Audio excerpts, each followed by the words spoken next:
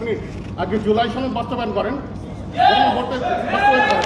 শুনতেছে কথা, শহীদ পরিবারের কথা কেউ করতেছে না এখানে, ঠিক আছে? এখানে শহীদ পরিবার আছে, আপনি কোন দশের শহীদ পরিবারের কথা বলেন নাই, আপনি 3,000 আহতের কথা বলেন নাই, শহীদের কথা বর্তমানে অনেক জ্বালা আছে।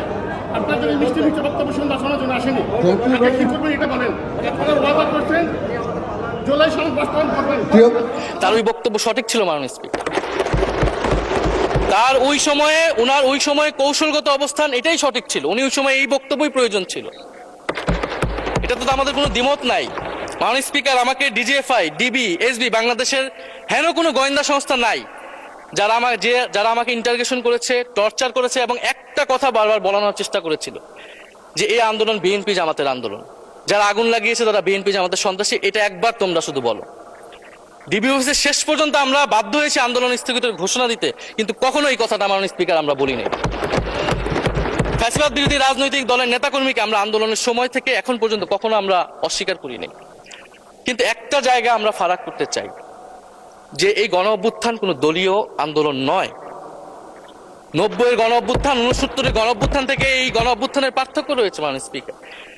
এই গণ অভ্যুত্থানে ফ্যাসিবাদ বিরোধী রাজনৈতিক দলের নেতাকর্মীরা নেতৃত্বে নয়, সামনে পিছনে ছিল মাননীয় স্পিকার, সামনে সাধারণ জনগণ ছিল, ছাত্ররা ছিল। ফলে সেই হিসেবেই এই গণ অভ্যুত্থানকে স্বীকৃতি দেওয়া উচিত।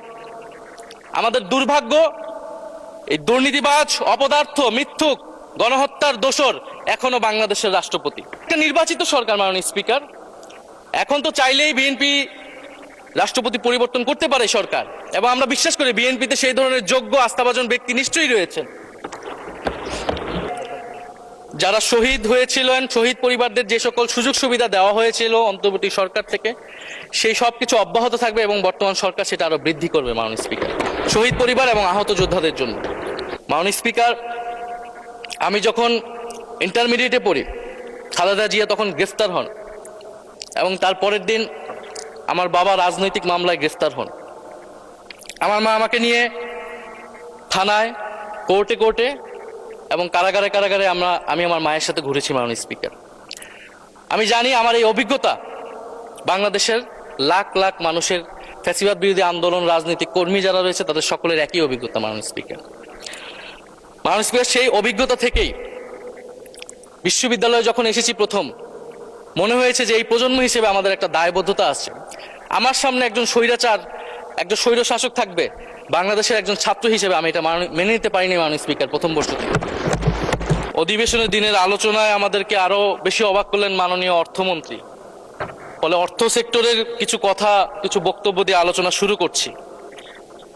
আমরা যখনই ব্যাংকিং খাত বা অর্থ সেক্টরের আর্থিক খাতের কথা আসে, মাননীয় অর্থমন্ত্রী একটা বাক্যই বারবার বলেন যে বিএনপির সময়ে এরকম কোনো রেকর্ড নাই যে আর্থিক খাতে বিশৃঙ্খলা হয়েছে।